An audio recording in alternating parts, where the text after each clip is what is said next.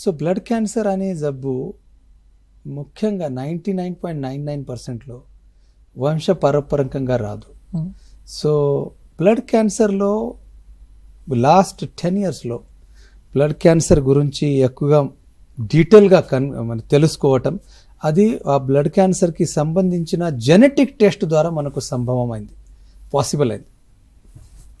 ఎప్పుడైతే మేము genetic test, blood cancer సంబంధించిన జెనెటిక్ టెస్ట్ అంటే పేషెంట్లో కానీ వాళ్ళ ఫ్యామిలీకి జెనెటిక్ అంటే ఓన్లీ పారంపరికంగా వచ్చే జబ్బు అని అనుకోవచ్చు. అది genetic is totally different from hereditary, right? So genetic మార్పులు, క్యాన్సర్కి సంబంధించిన జెనెటిక్ మార్పులు తెలుసుకోవటం చాలా ఇంపార్టెంట్. కొన్ని జెనెటిక్ మార్పు వల్ల క్యాన్సర్ మంచి రెస్పాన్స్ ఇచ్చి మ్యాక్సిమం మాత్రలో క్యూర్ అయ్యే అవకాశాలు ఉంటాయి.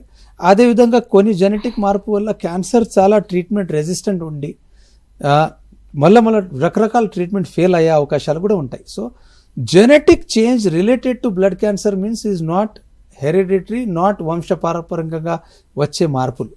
జెనెటిక్స్ అంటే క్యాన్సర్ని సంబంధించిన జెనెటిక్ మార్పులకి మనం క్యాన్సర్ జెనెటిక్ అని అంటాము. That is totally different from hereditary genetics.